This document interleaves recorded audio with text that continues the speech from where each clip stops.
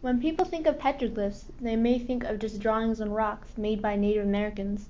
Webster Dictionary defines it as a drawing or carvings on rocks made by a member of a prehistoric people.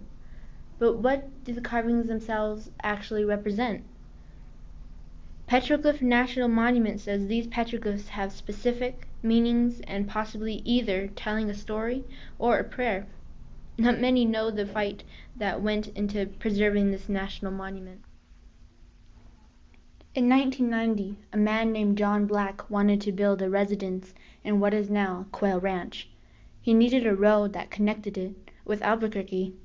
What Albuquerque State had in mind was a road that extended directly west towards Paseo del Norte. There was one problem, though. To build this road, it would have to go through what is now the Petroglyph National Monument. But when this road was in development, no one owned the land, nor was there any plan on preserving the petroglyphs. Until a man named Bill Wayaki stepped in because he knew the importance of the petroglyphs and began a decade-long struggle to save them in the early 90s. His efforts blossomed into the early stages of the organization called the Sacred Alliance for Grassroots Equality, or SAGE Council for short. The founders consist of his own family members and friends. His son, Sonny Wayaki, and Lori Wayaki continued to fight the road extension for years. SAGE Council continued to educate the community and the people who wanted the road. Identically, SAGE Council was somewhat unofficial in how they opposed the road constructions. They used methods that weren't seriously acknowledged by those in power. Many of their complaints and opinions were ignored or rudely pushed aside during this time. Also during this time, many of their battles were lost during the voting sessions. Soon enough, the members of SAGE Council learned that they needed to take a different approach with their fight. SAGE Council began to learn more about road policies and political decision-making. Members sat in on the right meetings, met with the right people, and asked the right questions.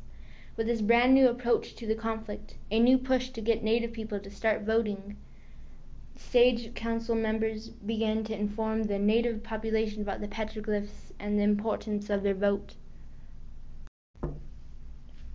They were very successful with this initial push and even won one of the elections.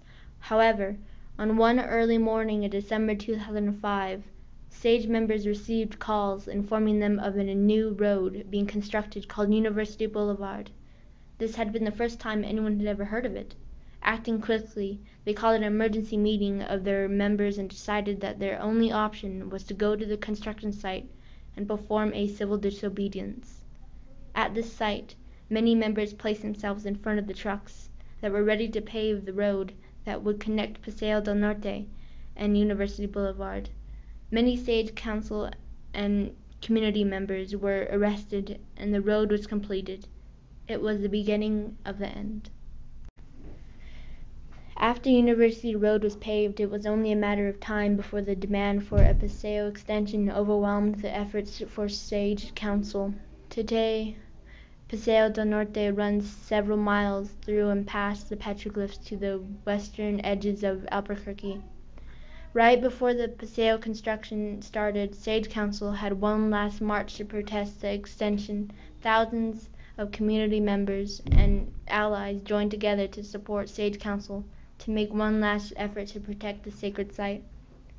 Despite the loss, SAGE Council and its members grew and learned the importance of being politically involved and voting.